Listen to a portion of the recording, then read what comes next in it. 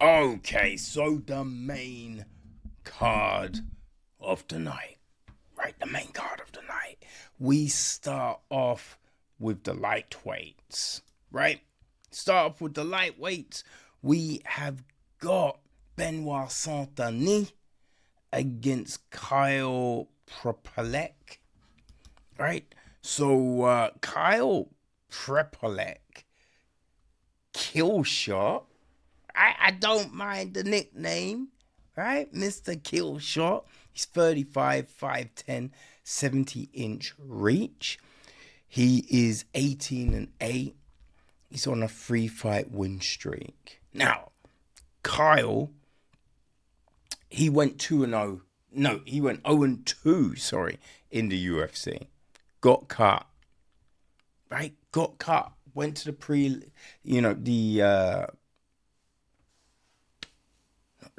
what do you call it? The regionals. Went back out, got 3 wins, right? Got 3 very good wins. All finishes, right? A head kick, strikes, and another strikes. Round 1. Yeah, all round 1 finishes too. So you know what I mean? He did his thing, right? Did his thing.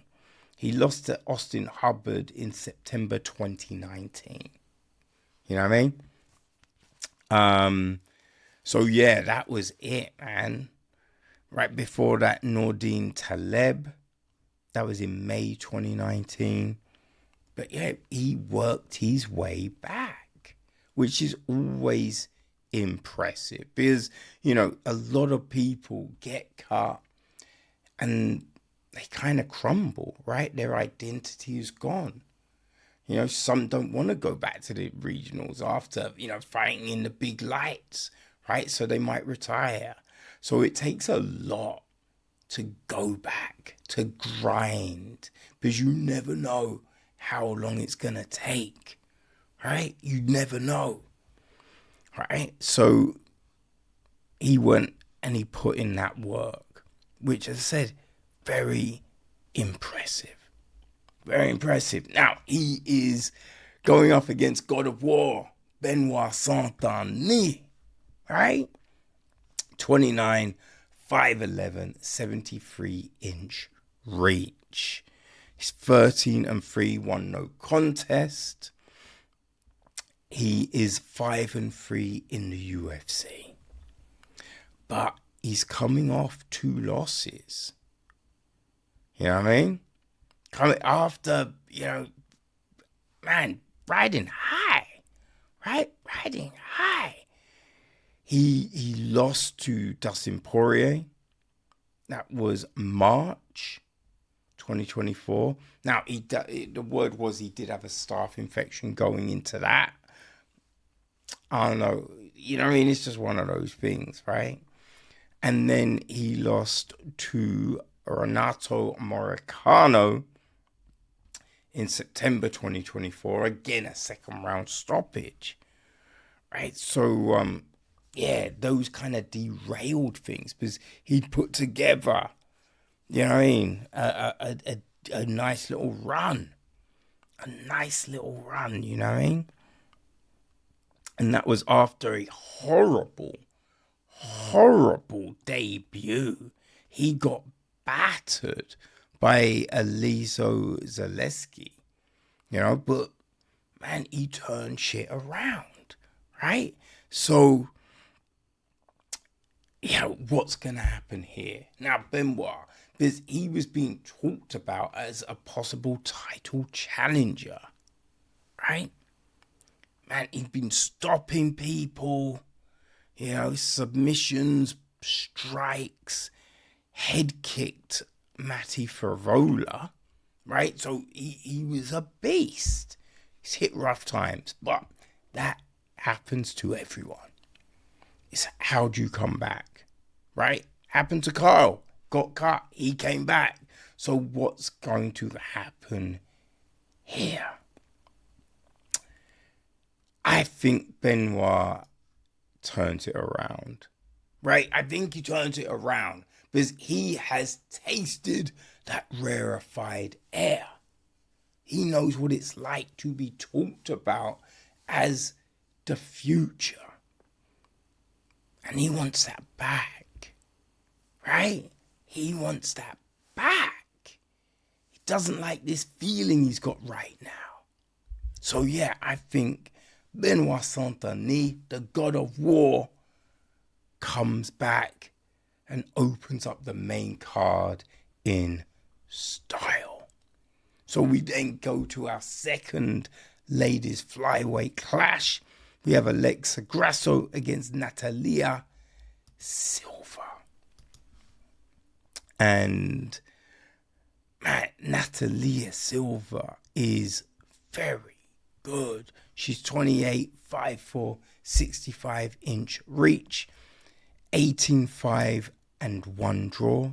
She's on a 12-fight win streak.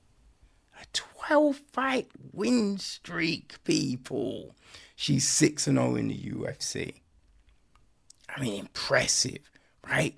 She beat Jessica Andrade, Viviana Araújo, Andrea Lee, Victoria Leonardo, right? Teresa Blada, beat Jasmine Jaskavicius, right? In her debut. She's won via submission, knockout, strikes. She is very well-rounded. She's very freaking good. You know what I mean? Like, that's the big thing, is she is very good. Now, she is going up against Alexa Grasso, 31, 5'5", 66-inch reach. So, just slightly taller and slightly more reach. But it's all, you know, just a few years older.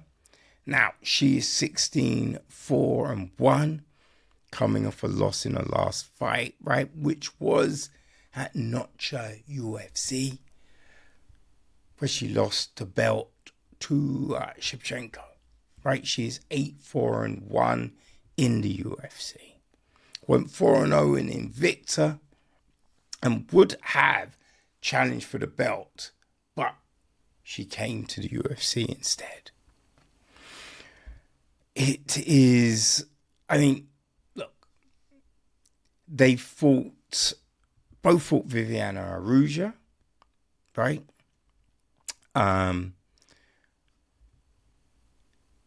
Yeah, they both have that, right? Silva stopped her.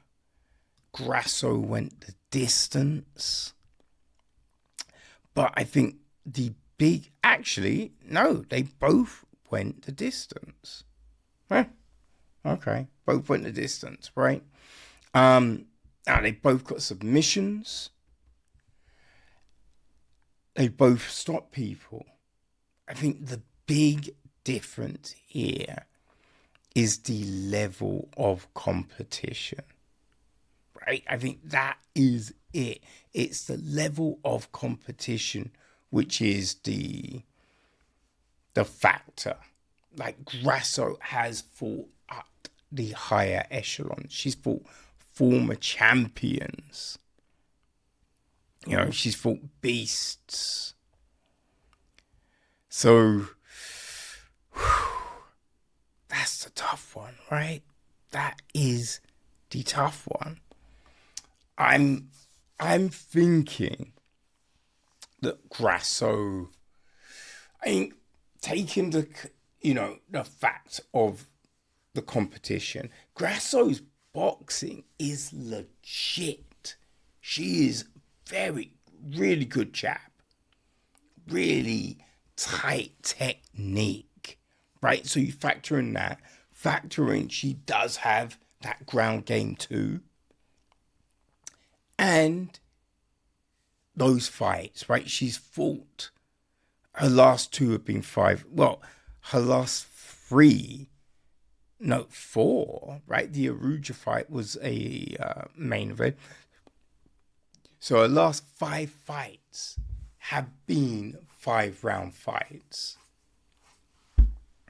There's something to that, right? There is something to that.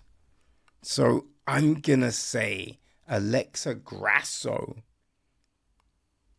turns it around, right? Turns it around, gets back on the horse and picks up that win, right? She's fighting on the same card. Look, fighting on the same card as a champion, right? So she can smell that belt.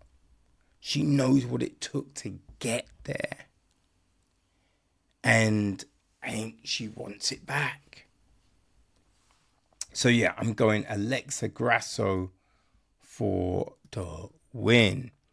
And our last fight, our featured bout on the main card, we're with the Bantamweights. It's José Aldo against Aiemann Zahabi. And another fucking great fight. Aiemann Zahabi, 37, 5'8", 68.5-inch reach. He's 12-2. And he's on a 5-fight winning streak. Woo! His brother is Faraz Zahabi, right? Fights out TriStar. Man, he used to train with Kenny Florian. Like, his credentials are legit.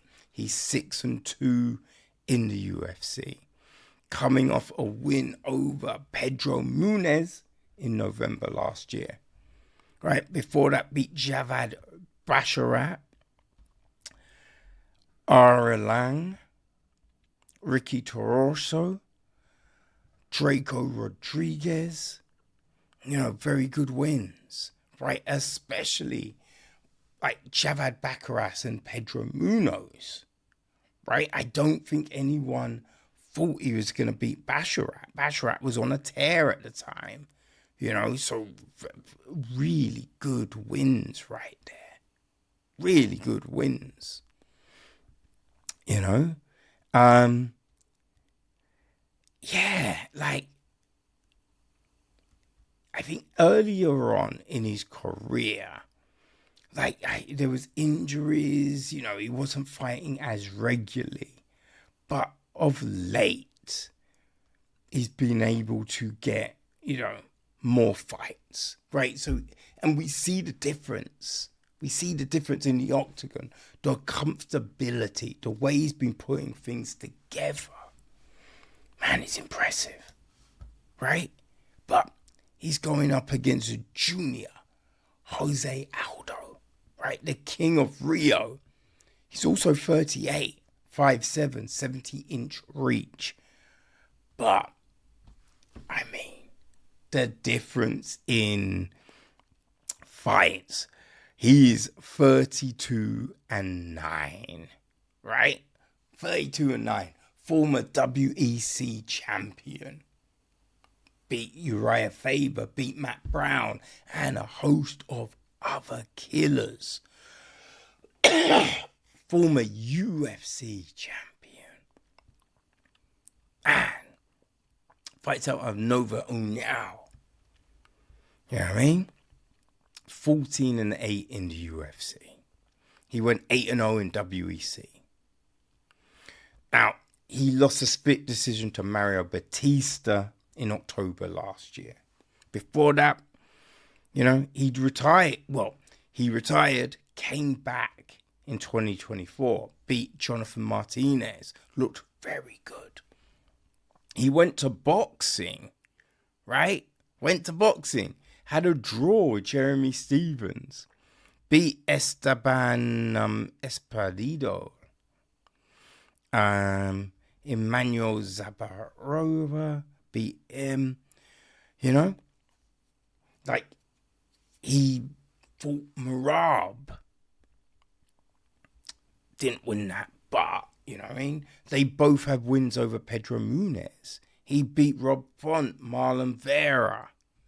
Lost to Pierre Yan. right? But the people he's lost to, they're all legit, right? Alexander Volkanovski, Marlon Moraes. But he has fought, again, beat Jeremy Stevens in the UFC, beat Renato Moicano, right? Had those 2 wars with Max Holloway, beat Frankie Edgar, right? Chad Mendes, Ricardo Lemos, Korean Zombie. You know what I mean? Like, he has fought everyone. So, this is a very good fight. It's a very good fight. Now, if this was Aldo back in the day, I'd say Aldo takes it. But here's the thing. Aldo doesn't kick like he used to. Right? He doesn't kick like he used to. And that is perfect. Right? That is perfect for Zahabi. He wants that. Right? He's got a good, boxing base. Right? He can be elusive. Right? He was stringing together some really good combinations. Right? So I think it's gonna be a close fight, right? But again, because Zahabi trained with Kenny Florian, right? He was a training partner for Florian when Florian was training to fight Jose Aldo. You know what I mean? So he has that familiarity with Aldo. I think Zahabi gets it done. I think Zahabi gets it done. And, like, who knows from there? You know what I mean? Who knows from there? Because I think Zahabi's been putting it together extremely well. And we've seen that evolution in him. So I think this is going to be a great fight. I think it's a great featured bout. But, people, I'm going Aiemann Zahabi for the biggest win of his career. People, what do you think? Who have you